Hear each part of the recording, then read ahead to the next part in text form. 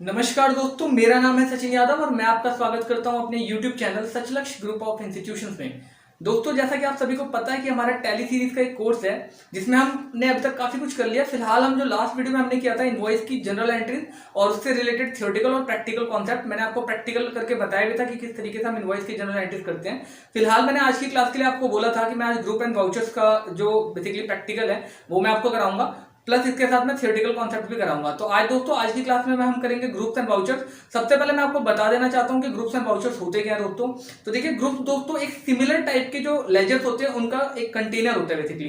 यानी एक जैसे जो लेजर्स होते हैं, जैसे मान लीजिए कोई एक्सपेंस है, जैसे इनडायरेक्ट एक्सपेंस है, जितने वो एक सिंगल ग्रुप में आएगा जिसमें इनडायरेक्ट एक्सपेंसेस का ग्रुप होगा। यानी मैं आपको अगर फिक्स्ड एसेट्स की बात करूं तो फिक्स्ड एसेट्स क्या है, एक ग्रुप है। उस ग्रुप के अंदर जितने भी फिक्स्ड एसेट्स से रिलेटेड लेजर बनेंगे, जैसे लैंड, बिल्डिंग, फर्नीचर, जो भी फिक्स्ड एसेट्स होंगे वो सारे उस कैटेगरी में आएंगी। तो कैटेगराइज करने के लिए हम लेजर्स को, ग्रुप्स का यूज करते हैं दोस्तों। उसका पर्पस ये होता है बेसिकली कि चीजों को या ट्रांजेक्शंस को एक सिमिलैरिटी में डालना, एक बेसिकली ग्रुप में डालना, और उससे हमें एक जगह पे ढूंढना आसान हो जाता है। यानी अगर हमें चाहिए कि हमारे सारे इनडायरेक्ट एक्सपेंसेस कौन कौन से हुए, तो हम इनडायरेक्ट एक्सपेंसेस के ग्रुप में जाकर डायरेक्टली फाइंड कर सकते हैं। तो ढूंढना आसान हो जाता है, वर्क करना आसान हो जाता है, इसलिए हम एक चीज से चीजों को एक कैटेगरी में डालते हैं।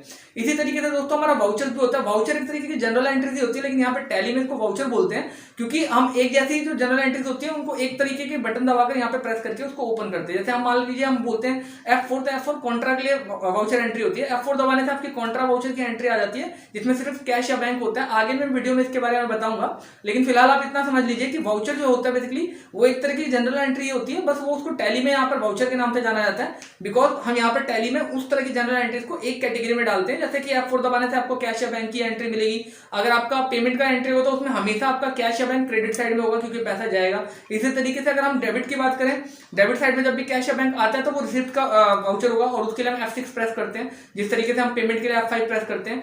ठीक इसी तरीके से अगर हम बात करें, आप लोगों को स्क्रीन पे भी दिखाई पड़ रहा होगा कि जो जनरल का वाउचर होता है उसके लिए F7 प्रेस करते हैं, जिसमें नो कैश या नो बैंक होता है। बेसिकली इनवॉइस की एंट्रीज को करने के लिए ऐसे वाउचर्स का यूज करते हैं। ये भी एक तरीके के कंटेनर होते हैं बट जो जनरल एंट्रीज को कंटेन करते हैं। ठीक है दोस्तों, तो आगे हम वीडियो में देखते हैं। चलिए शुरू करते हैं। मैंने पीछे आपको वीडियो में बताया था कि आज हम ग्रुप्स और वाउचर्स की क्लासेस करेंगे, तो चलिए शुरू करते हैं।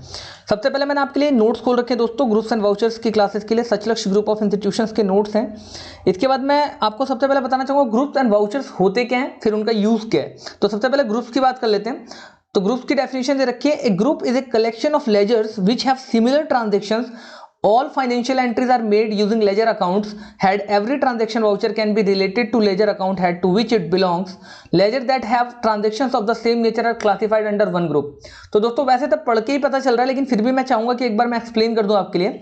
ग्रुप दोस्तों कलेक्शन होता है एक जैसे लेजर्स का जो कि सिमिलर होते हैं नेचर में, यानी जिनके ट्रांजेक्शंस का नेचर एक जैसा होता है, उनको हम एक ग्रुप में रखते हैं। ठीक है, और ऐसा करना इसलिए भी जरूरी है कि हम चाहते हैं कि हमारी जो भी जनरल एंट्रीज है, पीछे मैंने आपको जनरल एंट्रीज पढ़ाई हुई है, तो मैं चाहता हूं कि जो भी जनरल एंट्रीज हमारी एक जैसी हैं उनको हम एक कैटेगरी में रखें। उससे उनको फाइंड करना और उन पे वर्क करना आसान हो जाता है दोस्तों, इसलिए हम एक जैसे ग्रुप या वाउचर्स को एक कैटेगरी में रखते हैं। ठीक है, अब यहाँ पे एक जैसी जनरल एंट्रीज को एक कैटेगरी में जब हम रखते हैं तो वहां पर उनको ग्रुप्स बोला जाता है। ठीक है, जैसे मैं आपको बताना चाहता हूं कि मान लीजिए हमारे कुछ एक्सपेंसेज हैं। ठीक है, हमारे कुछ एक्सपेंसेस हैं, तो उन एक्सपेंसेस को हम डायरेक्ट या इनडायरेक्ट एक कैटेगरी में रख सकते हैं। जैसे हमारे कुछ एसेट्स हैं तो हमको फिक्स्ड या करंट एसेट्स में रख सकते हैं। वो आप धीरे धीरे आगे जब मैं आपको कराऊंगा, साथ में प्रैक्टिकल भी कराऊंगा, तो वो आपको समझ में आ जाएगा। फिलहाल मैं आपको सिर्फ थ्योरेटिकल कॉन्सेप्ट बता रहा हूं, अभी हम प्रैक्टिकल थोड़ी देर में शुरू करेंगे। तो दोस्तों अंत तक बने रहिएगा इस वीडियो में, और इसके बाद हम करते हैं कुछ बेसिकली कॉन्सेप्ट के ग्रुप्स में किस तरीके के ग्रुप्स होते हैं। तो एसेट की अगर हम सबसे पहले बात कर लेते हैं, अगर आपको याद हो दोस्तों, तो मैंने सबसे पहली क्लास जो थ्योरी की दी थी, जिसमें मैंने आपको बताया था कि जब हम कभी भी अकाउंट्स की बात करते हैं तो उसमें बेसिकली चार चीजें तो होती हैं, एसेट, लायबिलिटीज, इनकम और एक्सपेंडिचर। इनके बिना बिजनेस करना या अकाउंटिंग करना पॉसिबल ही नहीं है। इन चार चीजों का होना बहुत ज्यादा जरूरी है, और जब भी बिजनेस या उसकी ट्रांजेक्शन होंगी तो ये चार चीजें हमेशा हैपन होंगी। ठीक है, तो सबसे पहले एसेट की बात करते हैं। एसेट जो है दोस्तों, उसमें पहली कैटेगरी है करंट एसेट्स की। तो करंट एसेट्स में आपको बता रखा है कैश हो सकता है, बैंक हो सकता है, सन्ड्री डेटर्स हो सकते हैं, लोन्स एंड एडवांसेस हो सकते हैं, डिपॉजिट एसेट्स हो सकते हैं, ये सारी चीजें हो सकती है। इसके अलावा और चीजें भी हो सकती हैं। मैंने जस्ट यहाँ पे कुछ एग्जांपल्स आपके लिए मेंशन किए हैं, तो आपको मैं समझाने के लिए जस्ट कि ग्रुप्स एंड वाउचर्स का यूज क्या होता है, उसको कैसे ट्रीट करते हैं, मैंने कुछ एग्जाम्पल यहाँ सेट किए हुए हैं। मान लीजिए यहाँ पे हम कैश की बात करते हैं, तो कैश को दोस्तों कैश इन हैंड के ग्रुप में रखेंगे। ठीक है, इसी तरीके से बैंक को हम कैश एट बैंक के अकाउंट ग्रुप में रखेंगे। सन्ड्री डेटर्स हमारे क्या है, एक तरीके से हमारा ये भी करंट एसेट्स है। ठीक है, तो सन्ड्री डेटर्स को भी करंट एसेट्स माना जाता है, लेकिन सन्ड्री डेटर्स के अलावा जो बिल्स रिसीवेबल होते हैं वो भी हमारे करंट एसेट्स के ग्रुप में आते हैं। फिर लोन्स एंड एडवांसेस की बात करते हैं। हमारे वो भी हमारे पेड किया जाता है या गिवन जब भी दिया जाता है, ये दोनों ही जो होते हैं वो करंट एसेट्स में होते हैं। लोन अगर हमने या एडवांसेस हमने किसी को दिया है या गिवन है, दोनों ही केसेस में वो हमारे लिए करंट एसेट्स होता है। फिर डिपॉजिट एसेट्स जो है वो भी दोस्तों हमारी क्या है, इन्वेस्टमेंट सिक्योरिटी, चाहे हमने जो भी जिस तरह का भी डिपॉजिट एसेट किया वो भी हमारा करंट एसेट्स है। तो ये सारे करंट एसेट्स के अंडर आते हैं, इस बात को आप ध्यान रखेंगे। उसमें भी अगर हम ग्रुप की बात करें तो जैसे कैश है वो कैश इन हैंड के ग्रुप में आता है, ठीक है। इसी तरीके से फिक्स एसेट्स के ग्रुप में आपका building, furniture, computer, land, mobile, car, मतलब जो भी सामान है जो कि लंबे समय तक के लिए, 1 साल से ज्यादा टाइम के लिए यूज करके हम खत्म नहीं कर सकते, चलता है 1 साल से ज्यादा टाइम के लिए, उसको हम बेसिकली फिक्स्ड एसेट्स की कैटेगरी में रखते हैं, यानी फिक्स्ड एसेट्स के ग्रुप में डालते हैं। कैसे डालते हैं वो मैं आपको करके दिखाऊंगा अभी, लेकिन फिलहाल आप एक बार मैं चाहता हूं कि आप थ्योरेटिकली इसको समझ लें। फिर हम लायबिलिटीज की बात करते हैं दोस्तों। लायबिलिटीज जो होती हैं वो आपकी, मैंने आपको शुरू में ही बताया था कि 2 तरह की होती है, करंट लायबिलिटीज होती है जिनको शॉर्ट टर्म लायबिलिटीज भी बोलते हैं, इसके अलावा लॉन्ग टर्म लायबिलिटीज भी होती हैं। और मैंने आपको बताया था कि इसको कैसे पहचानेंगे, 1 साल के अंदर अगर ये लायबिलिटीज चुका के हम खत्म कर सकते हैं, ठीक है, तो ये हमारे लिए करंट लायबिलिटीज है, नहीं तो फिर ये हमारे लॉन्ग टर्म लायबिलिटीज है, यानी लंबी लायबिलिटीज है। तो अगर हम करंट लायबिलिटीज की अगर हम बात करते हैं दोस्तों, तो करंट लायबिलिटीज में वो लायबिलिटीज जो हमारे लगभग 1 साल के अंदर, those liabilities which you have to pay within 1 financial year, लिखा हुआ है ना, लगभग 1 फाइनेंशियल ईयर के अंदर आप इनको पे कर सकते हो या मतलब चुका देते हो, तो उसके लिए हम इसको करंट लायबिलिटीज बोलते हैं। ऑनर का फंड जैसे होता है वो कैपिटल अकाउंट के अंदर आता है, ये बात ध्यान रखिएगा। अब ये इसका एक तरीके से ग्रुप हो गया, करंट लायबिलिटीज तो है ये, साथ में इसमें किस ग्रुप में आएगा, किस वाउचर के अंदर आएगा वो भी बता रहे हैं। एडवांस रिसिप्ट की अगर हम बात करें तो एडवांस जो हमने रिसीव किया दोस्तों वो करंट लायबिलिटी में आएगा। लोन अगर हमने किसी से लिया, लोन टेकन, तो वो भी करंट लायबिलिटी है। अब लोन टेकन में भी 2 तरह के लोन होते हैं, एक तो मॉर्टगेज के साथ होता है, मॉर्टगेज का नाम आपने सुना होगा, गिरवी रखना जिसको बोलते हैं, इनको सिक्योर्ड लोन बोलते हैं, क्योंकि अगर आपने इसके बदले जो भी रखा है, अगर आप पेमेंट नहीं करते हो लोन की अपने, यानी किस्त नहीं भरते हो, तो वो जो भी गिरवी रखा गया उसको वो जब्त कर लेते हैं। तो ये इस तरीके से ये सिक्योर्ड लोन होता है उनके लिए, यानी पूरी तरीके से सुरक्षित होता है। लेकिन अगर हम बात करते हैं अनसिक्योर्ड लोन की दोस्तों, तो ऐसा कोई भी लोन जिसमें गिरवी नहीं रखा गया कुछ, वो अनसिक्योर्ड लोन कहलाता है दोस्तों, ठीक है। इसमें आपको कुछ भी गिरवी रखने की जरूरत नहीं पड़ती है, और अगर आप लोन की किस्त नहीं पे करते हो तो वो इसके बदले कुछ भी जब्त नहीं कर सकते, इसलिए ये अनसिक्योर्ड लोन कहलाता है, ठीक है। फिर हम बात करते हैं सम अदर करंट लायबिलिटीज की, कुछ और करंट लायबिलिटी देख लिए। सन्ड्री क्रेडिटर्स, जो बिल्स पेबल वगैरह होते हैं हमारे, वो हमारे करंट लायबिलिटीज में आते हैं। बैंक ओवरड्राफ्ट, यानी बैंक ओवरड्राफ्ट आपको पता ही होगा, जब हम बैंक से पैसे निकाल लेते हैं, अगर आपका लेन देन बहुत अच्छा है बैंक के साथ, तो अगर आपके बैंक अकाउंट में 5,000 रुपए पड़े हुए हैं लेकिन आपको 6,000 रुपए की जरूरत है, तो करंट अकाउंट वाले धारकों को, जिनके पास करंट अकाउंट होता है, उनको बैंक ऐसी फैसिलिटीज देता है कि आप उससे ज्यादा पैसे भी निकाल सकते हो, यानी 6,000 तक वो आपकी क्रेडिट लिमिट चेक करते हैं, उसके हिसाब से अगर आप 5,000 रुपए आपके बैंक अकाउंट में लेकिन आपको 6,000 की जरूरत है, तो वो अपनी तरफ से पेमेंट कर देते हैं 6,000 रुपए। बाद में नेक्स्ट टाइम जब आप अकाउंट डालते हो, अकाउंट में पैसे डालते हो, तो उसके हिसाब से वो उसका जुर्माना या आप कह सकते हैं कुछ भी पेनल्टी या आप कह सकते हो अपनी फीस काट लेते हैं, ठीक है। ऐसा आपने मोबाइल फोन के रिचार्जेस में भी देखा होगा, बेसिकली आइडिया, वोडाफोन या एयरटेल में, जब वो आपको लोन के रूप में कुछ अमाउंट देते हैं जब आपका बैलेंस खत्म हो जाता है और इमरजेंसी लोन आपको देते हैं, लेकिन जब नेक्स्ट टाइम आप रिचार्ज करवाते हो तो उसमें वो 5 रुपए के बदले 10 रुपए या 10 रुपए के बदले 15 रुपए काट लेते हैं। तो कुछ इसी तरीके का फंडा होता है बैंक ओवरड्राफ्ट का भी। बैंक ओवरड्राफ्ट होता है आपके बैंक में जितना भी पैसा उससे ज्यादा निकालने की लिमिट देना, अलाउ करना, लेकिन ऐसा ध्यान रखेंगे सिर्फ करंट अकाउंट्स वालों को मिलता है, यानी करंट खाता धारकों को ही मिलता है, ठीक है। तो ये भी आपका करंट लायबिलिटीज में होता है, क्योंकि ये शॉर्ट टर्म ही जब भी आप अकाउंट में पैसे डलवाएंगे वो काट लेंगे, इसलिए ये भी करंट लायबिलिटीज में आएगा। तो बेसिकली दोस्तों ये जो भी हेडिंग डली है ये एक तरीके से आपका ग्रुप्स और वाउचर्स का ही काम करेंगी। ड्यूटीज एंड टैक्सेस जो होता है वो भी करंट लायबिलिटीज में होता है, क्योंकि ये भी आपको पे करना पड़ता है। ड्यूटीज तो आपको पता है, जैसे कस्टम ड्यूटी वगैरह हो गया, टैक्स आपको पता है, sales tax, income tax. Expenses जो आपको पे करनी है वो भी आपके करंट लायबिलिटीज में आते हैं दोस्तों, क्योंकि शॉर्ट टर्म में 1 साल के अंदर इसको भी पे करना पड़ता है। अब अगर हम एक्सपेंसेस की बात करें तो एक्सपेंसेस 2 तरह के होते हैं दोस्तों, मैंने आपको पहली क्लास में बताया था। डायरेक्ट एक्सपेंसेस जो कि ऑल फैक्ट्री एक्सपेंसेस होते हैं, मैन्युफैक्चरिंग करने में जो भी हमारा एक्सपेंस होता है वो डायरेक्ट एक्सपेंस कहलाता है, क्योंकि उस सामान को बनाने में वो एक्सपेंस खर्च हुआ है। अगर हम इनडायरेक्ट एक्सपेंस की बात करें तो ऐसे सभी खर्चे जो कि फैक्ट्री में उस सामान को बनाने में खर्च नहीं हुए, बल्कि ऑफिस के एक्सपेंसेस है, जैसे स्टेशनरी का है या चाय पानी का खर्चा है, या फिर उसको आप कह सकते हैं जो उसको ले जाने लाने के लिए जो भी किराया लगता है, वो सारा कुछ इनडायरेक्ट एक्सपेंस में आएगा। तो ये 2 आपके एक्सपेंसेस में, ये ऑल फैक्ट्री जो है वो डायरेक्ट एक्सपेंसेस में, और ऑल ऑफिस एक्सपेंसेस जो वो इनडायरेक्ट एक्सपेंसेस में आते हैं। फिर अगर हम इनकम की बात करते हैं दोस्तों, तो इनकम हमारा, इनकम फ्रॉम बिजनेस अगर आ रही है तो डायरेक्ट इनकम कहलाती है। ये सारे कॉन्सेप्ट मैं आपको समझा चुका हूं, बट एक बार मैं आपको आज प्रैक्टिकल करके भी इनका दिखाऊंगा। और इसी तरीके से income from other than business, business के अलावा किसी सोर्स से अगर इनकम हो रही है तो वो इनडायरेक्ट एक्सपेंस है, ठीक है, इनडायरेक्ट इनकम है, सॉरी। अगर हम बात करते हैं, जैसे मान लीजिए मेरा बिजनेस क्या है, पढ़ाने का है, तो पढ़ाने से मुझे जो इनकम प्राप्त होती है वो मेरा डायरेक्ट इनकम है। लेकिन अगर मैंने अपना घर रेंट पे दिया है और उससे मेरे को इनकम मिल रही है तो वो इनडायरेक्ट इनकम है, ठीक है दोस्तों। वाउचर क्या होता है? It is the document in which we record all business transaction in monetary terms on regular basis. Voucher क्या होता है? एक तरीके का दस्तावेज होता है, कागजात होते हैं जिसमें हम अपने बिजनेस के ट्रांजेक्शन को डे वाइज रिकॉर्ड करते हैं। ठीक है, तो आशा करता हूँ यहाँ तक भी समझ में आ गया होगा दोस्तों। अब हम वाउचर की अगर बात करें तो वाउचर जो होते हैं वो कई तरीके के होते हैं। फिलहाल मैंने आपके लिए स्टार्टिंग में 4 वाउचर्स मेंशन किए दोस्तों, और ये इनके सामने इनकी शॉर्टकट की लिखी हुई है, और मैं नेक्स्ट वीडियो में आपके लिए शॉर्टकट की टैली की सारी लेके आऊंगा। बट आप लोग जुड़े रहिएगा और चैनल को शेयर और सब्सक्राइब कर दिया करो दोस्तों। आपने अगर अभी तक चैनल को सब्सक्राइब नहीं किया है तो लेटेस्ट वीडियो हमारी पाने के लिए चैनल को सब्सक्राइब करके बगल वाले बेल आइकन को जरूर प्रेस कर दिया कीजिए, ताकि हमारे वीडियोस का नोटिफिकेशन डायरेक्टली आपके इनबॉक्स में सबसे पहले आपको मिले। और मैं ये कहना चाहता हूँ दोस्तों कि ये जो वीडियोस आपके लिए मैं बना रहा हूँ इसमें बहुत मेहनत लगती है, तो प्लीज़ इसको शेयर करें अपने दोस्तों यारों के साथ, और अपने फ्रेंड्स एंड फैमिली के व्हाट्सएप एंड फेसबुक ग्रुप्स वगैरह, इंस्टाग्राम वगैरह पर भी इसका लिंक शेयर करें, ताकि ज़्यादा से ज़्यादा लोगों तक ये बात पहुँचे कि कोई स्टेप बाय स्टेप टैली का कोर्स इतना डीप में with practical with theoretical knowledge करा रहा है। ठीक है, ताकि उनको भी इसका लाभ मिल सके। और चलिए अब थोड़ा सा आगे कर लेते हैं।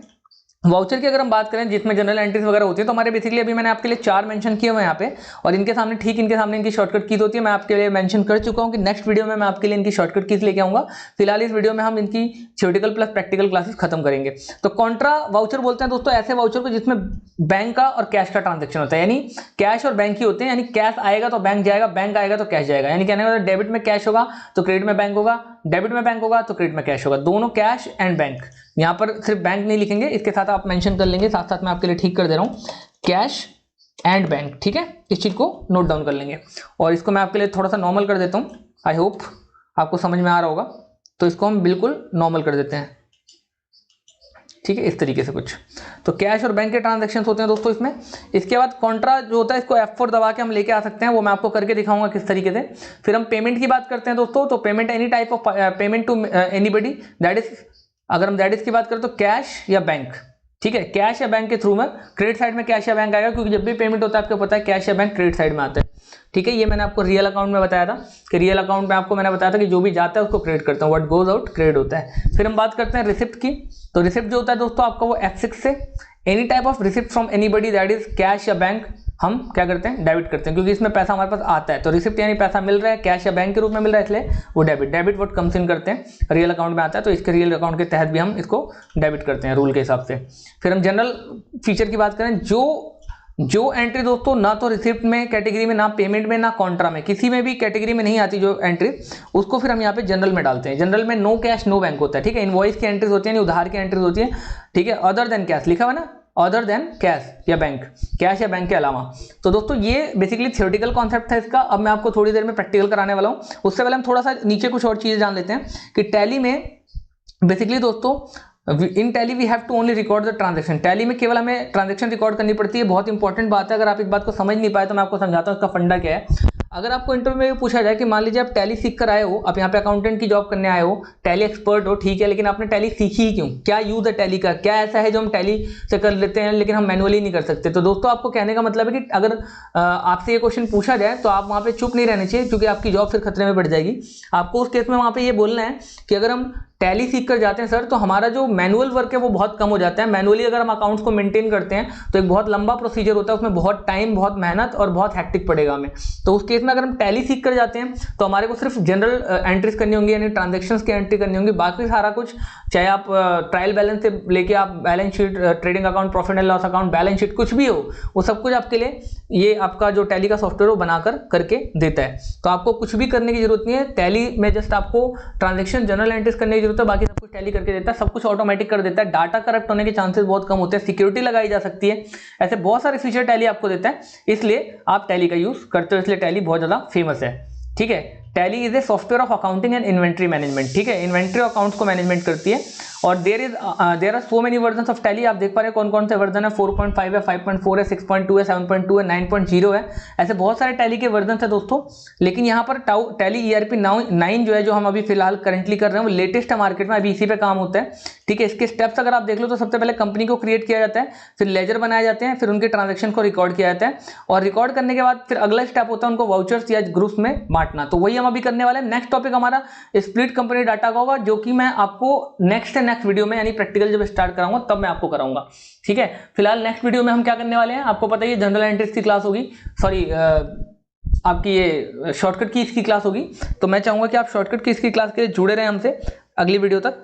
तो चलिए मैं आपको प्रैक्टिकल कराता हूं। बेसिकली टैली खोलते हैं आज, ये 3 चीज़ें मैं आपको थोड़ा सा बता रहा हूँ, लेकिन अगर आपको ना भी समझ में आया तो मैं इसको स्टार्टिंग से एक बार फिर से बताऊंगा। बस मेरा आज का पर्पस है कि किस तरीके से हम इनको कैटेगराइज करते हैं, क्या होता है इसका यूज़, किस तरीके से हम ग्रुप्स और वाउचर का यूज़ करते हैं, वो मेरे को समझाना इंपॉर्टेंट है। तो मैं उसके लिए आपको ये क्लास दे रहा हूँ। तो सबसे पहले हम टैली खोल लेते हैं दोस्तों। टैली खोलने के लिए आपको क्या करना पड़ेगा, सबसे पहले आप विंडो के पर जाओ, यहाँ पे आपको टाइप करना पड़ेगा बेसिकली टैली। आप टाइप कर लो, आपको टॉप पे मिल जाएगी, ठीक है। टैली ERP का सॉफ्टवेयर हमारा, इस पर क्लिक किया हमने। क्लिक करने के बाद ये सॉफ्टवेयर हमारे लिए खुल जाएगा इस तरीके से। और खुलने के बाद सबसे पहले आपको पहला काम करना है कंपनी क्रिएट करना, जैसा कि हमें इसमें नोट्स में बताया हुआ था। कंपनी क्रिएट करेंगे, ठीक है। और बाकी और भी चीज़ें होती हैं, डिलीट वगैरह, रीनेम वगैरह भी सब कुछ होता है, लेकिन वो हम बाद में करेंगे। सबसे पहले मैं आज आपको सिर्फ टू द पॉइंट बताऊंगा कि किस तरीके से हम जनरल एंट्रीज करके उसको वाउचर्स में आपको ग्रुप वाइज कैटेगराइज करते हैं। तो यहाँ पर सबसे पहले आपको इसको बड़ा कर लेना है फुल स्क्रीन मोड पे, और यहाँ से आपको वर्क इन एजुकेशनल मोड में जाना है, एंटर करना है दोस्तों। एस्केप का बटन दबा के आप इस तरीके से सबसे पहले कंपनी का क्रिएट कर लेना, ठीक है। क्रिएट कंपनी आपका ऑप्शन दिख रहा है, इस ऑप्शन पे जाके आपको चाहे माउस से क्लिक करके या फिर आप कीबोर्ड से एंटर मार के कर लीजिएगा। मैंने आपको बोला कि टैली में ज़्यादा शॉर्टकट कीज का यूज़ ज़्यादा होता है, तो आप फोकस करें कि आप कीबोर्ड का यूज़ ज़्यादा करें, माउस को बहुत कम ही करें। तो मैं आपके लिए एक ग्रुप और वाउचर करके बना दे रहा हूँ, ग्रुप्स एंड वाउचर्स करके कंपनी बना दे रहा हूँ, जिसमें हम ग्रुप्स एंड वाउचर्स को कैटेगराइज करेंगे, ठीक है। तो ये मैंने कर दिया, ये सारी डिटेल्स है। आप एड्रेस डाल सकते हो, जो भी आपको एड्रेस डालना है। फिलहाल मैं यहाँ पे सिर्फ स्टेट डाल रहा हूँ दिल्ली, और इसका पिन कोड डाल रहा हूँ। और बाकी चीज़ों के लिए हम कंट्रोल ए से डायरेक्टली कंपनी को सेव कर लेते हैं, ठीक है। कंट्रोल के साथ मैंने ए का बटन दबाया आपके कीबोर्ड से, ठीक है। ये हमारी कंपनी बन गई, आप देख पा रहे हैं ग्रुप्स एंड वाउचर्स की। अब हमें यहाँ पे करना क्या है दोस्तों, लेजर बनाना है, ठीक है। लेजर कहाँ बनता है, अकाउंट इन्फो में जाके, ठीक है। इस बात को नोट डाउन करेंगे। अकाउंट इन्फो में गए, यहाँ से हमने लेजर्स बनाया। लेजर क्या बनाएंगे हम कोई भी लेजर बना सकते हैं। जैसे मैंने आपको बोला कि मान लीजिए मैंने एक कैपिटल का बनाया, ठीक है, कैपिटल अकाउंट, ठीक है। अकाउंट का हमने लेजर बनाया, तो कैपिटल किस में आएगी, कैपिटल अकाउंट में, ठीक है। यहाँ से यही दोस्तों ये होता है लिस्ट ऑफ ग्रुप्स। देख रहे हैं, जैसे ही आप यहाँ पे अंडर वाले सेक्शन में आएंगे ऑटोमेटिकली ये आ जाएगा, और इसको आप ऊपर नीचे करके डाउन एरो की प्रेस करके या अपर एरो की प्रेस करके आप इसको सिलेक्ट कर सकते हैं। सिलेक्ट करने के बाद आप एंटर मारेंगे या फिर कंट्रोल ए का बटन दबाइए, एक बार में ही सेव हो जाएगा ये, ठीक है। इस तरीके से, इसी तरीके से अगर मैं बिल्डिंग लूंगा, ठीक है, मैं आपके लिए जरा दिखा रहा हूँ। यहाँ पे मान लीजिए मैं लैंड या बिल्डिंग कुछ भी लेता हूँ। बिल्डिंग लिया मैंने, ये किस में आएगा, फिक्स्ड एसेट्स में। तो मेरे को या तो यहाँ से आप सर्च करिए फिक्स्ड एसेट्स कहाँ पे, ये देखिए यहाँ पे है, ठीक है, यहाँ पर फिक्स्ड एसेट्स है। या तो फिर आप सीधे यहाँ पर एक काम कीजिए, इसको मिटाइए, यहाँ पर एंटर आइए, और इस सेक्शन में आने के बाद यहाँ पे इसको बैक स्पेस से मिटाइए, ठीक है, मिटाइए। और मिटाने के बाद FIXED फिक्स्ड टाइप करिए, टोटल ऑटोमेटिकली यहाँ पे फिक्स्ड एसेट्स वाला जो ग्रुप है वो आ जाएगा। इसको सेलेक्ट कर लीजिए माउस से या कीबोर्ड से, जैसे आपको ठीक लगे, एंटर मार के और करके इसके बाद कंट्रोल ए से आप इसको सेव कर दीजिए, ठीक है दोस्तों। सेव करने के बाद अब आप अगर बाहर आते हैं, एस्केप का बटन दबा के हम बाहर आते हैं, ठीक है, ध्यान रखिएगा एस्केप का बटन। और आने के बाद मैं अगर आपको दिखाऊं यहाँ पे डिस्प्ले में आके, तो हमने 2 लेजर ऑलरेडी बना लिए। बाय डिफॉल्ट 2 लेजर होते हैं इसमें, एक कैश का और एक प्रॉफिट एंड लॉस अकाउंट का लेजर हमारे पास होता है। ऐसा इसलिए होता है दोस्तों कि जब भी बिजनेस होगा तो प्रॉफिट या लॉस तो होगा ही, और विदाउट कैश कभी भी कोई भी बिजनेस नहीं चलता है। तो इसलिए ये 2 लेजर तो इन्होंने ऑलरेडी हमें बना के दिए होते हैं, बाकी हमें बनाना होता है। देखिए हमने बिल्डिंग और कैपिटल का बना लिया है। तो किसको किस कैटेगरी में रखना है, कैसे रखना है, वो मैं आपको एक बार फिर से दिखा देता हूँ। मान लीजिए हमारे यहाँ पे कैश था, तो ठीक है, आप इसको चेक कर सकते हैं कैश किसके अंदर है। कैसे चेक करेंगे, टैली पे आइए, आप कैश वाले पे आइए और एंटर मार दीजिए, और देखिए कैश जो है वो ऑटोमेटिकली इन्होंने कैश इन हैंड के जो ग्रुप है उसमें डाला हुआ है। और ये देखिए करंट एसेट्स है, ठीक है, ग्रुप्स एंड वाउचर्स के अंदर। तो आशा करता हूँ आपको समझ में आ रहा है। देखिए कैश को कैश इन हैंड में डालना था। इसी तरीके से आपको मैं कोई और भी लेजर दिखाता हूँ। मान लीजिए हम बाहर आते हैं फिर से एस्केप का बटन दबा के, और मैंने इस बार कैपिटल लिया, ठीक है, या बिल्डिंग लिया। बिल्डिंग आपका फिक्स्ड एसेट्स है, आपको पता ही है, यहाँ पर हमने फिक्स्ड एसेट्स में डाला है। तो देखिए यहाँ पर फिक्स्ड एसेट्स में आता ही है, ठीक है, ये बिल्डिंग देखिए फिक्स्ड एसेट्स के ग्रुप में आता है ना। तो हमको इस तरीके से दोस्तों डालना है। किसी और की अगर हम बात कर लेते हैं, मान लो ऑनर्स का फंड है, वो कैपिटल अकाउंट में आएगा, या एडवांस हमने कुछ रिसीव किया, सिक्योर्ड लोन्स, कुछ भी आप ले लीजिए, बैंक ओवरड्राफ्ट ले लीजिए मान लीजिए, तो किस में डालेंगे, करंट लायबिलिटीज में। तो हमें करना क्या है, इसको किस तरीके से कैटेगराइज करेंगे, बाहर आएंगे, ठीक है, कहाँ पे आना है, अकाउंट इन्फो में आना है। अकाउंट इन्फो में आने के बाद एंटर मारा हमने, लेजर में गए हम, एंटर मारा हमने, फिर एरो की से हमने सेलेक्ट किया क्रिएट करने के लिए, ठीक है, एंटर मार के क्रिएट करने के लिए हमने क्या बोला, माउस का भी यूज कर सकते हो दोस्तों, कोई दिक्कत नहीं है, लेकिन मैं चाहूंगा कि कीबोर्ड का यूज आप ज्यादा करें। तो यहां पर आपको क्या टाइप करना है, बेसिकली यहां पर आपको टाइप करना है बैंक ओवरड्राफ्ट, ठीक है, बैंक ओवरड्राफ्ट, ठीक है दोस्तों। इतना करने के बाद आप इसको किस में टाइप करेंगे, बैंक ओवरड्राफ्ट को करने के बाद आप किस में टाइप करेंगे, स्पेस बार देके। ये हमारा क्या है, किस में आएगा बैंक ओवरड्राफ्ट, बताइए, करंट लायबिलिटीज में, ठीक है, करंट लायबिलिटीज में। माउस से सेलेक्ट कीजिए या कीबोर्ड से, करने के बाद एंटर। बाकी चीज़ों को भी अगर आपको देना है, जैसे इन्वेंट्री वैल्यू सारे अफेक्टेड नहीं, इससे इन्वेंट्री वैल्यू अफेक्टेड नहीं होगी, नाम क्या है, एड्रेस वगैरह डालना चाहेंगे, जो भी आपको करना है ठीक है करके, और आप यहाँ पे ये सारी डिटेल भरिए। वैसे फिलहाल हम नहीं भर रहे हैं, बाकी जो भी पूछता है पूछ के एंटर करके आप इसको सेव कर सकते हैं। तो आशा करता हूँ दोस्तों आपको बनाना आ गया होगा कि किस तरीके से हम वाउचर्स और लेजर्स को क्रिएट करते हैं, और करने के बाद उसको किस तरीके से हम ग्रुप्स में डालते हैं। वाउचर्स और लेजर्स दोस्तों लगभग एक ही जैसी चीज होती है, आप समझ सकते हैं, दोनों में ही ट्रांजेक्शन्स को रिकॉर्ड किया जाता है। जनरल एंट्रीज में हम यहाँ पर जनरल एंट्रीज को वाउचर्स ही बोलते हैं, एक तरीके से समझ सकते हैं आप, और उनमें हम फिर जनरल एंट्रीज कैसे करते हैं वो भी मैं आपको दिखाता हूँ। देखिए ये तो फिलहाल हमने क्या किया, लेजर बना के उसको किसी ग्रुप में कन्वर्ट किया, ठीक है, ग्रुप में हमने उसको कैटेगराइज किया। अब अगर हमें इसको जनरल एंट्रीज भी करनी है तो जनरल एंट्रीज दोस्तों यहाँ से होती है। आप एस्केप का बटन दबा के बाहर आइए, जितनी बार भी आपको बाहर आना हो ESC एस्केप का बटन दबाएंगे। अकाउंटिंग वाउचर्स में गए, मान लीजिए मुझे कोई जनरल एंट्री करनी है तो मैं इस अकाउंटिंग वाउचर में एंटर करूंगा, और यहाँ से देखिए यहाँ से F5 से पेमेंट का वाउचर आता है, यहाँ पे बाय डिफॉल्ट पेमेंट दिखा रहा है। अगर मान लीजिए मुझे ये दिखाना है कि भाई मुझे पेमेंट करनी है, तो किसकी पेमेंट करनी है, मान लीजिए मैंने बिल्डिंग खरीदा है तो बिल्डिंग को सेलेक्ट करूंगा, ठीक है, आप यहाँ पे नोट कर रहे हैं, बिल्डिंग को सेलेक्ट करेंगे, यहाँ से डाउन एरो की या ऊपर एरो वाली की को प्रेस करके आप ऊपर नीचे जा सकते हैं रेस्पेक्टिवली। अगर ऊपर का प्रेस करेंगे तो ऊपर जाएंगे, नीचे का प्रेस करेंगे नीचे जाएंगे। यहाँ पे मैंने बिल्डिंग को सेलेक्ट किया, बिल्डिंग को सेलेक्ट कर लिया मैंने, और जितने अमाउंट का बिल्डिंग मैंने खरीदा, मान लीजिए मैंने 10 लाख का बिल्डिंग खरीदा मैंने, एंटर किया। क्रेडिट साइड में क्या जाता है दोस्तों, आपको सबसे पहले तो जनरल एंट्रीज क्लियर होनी चाहिए इसके लिए।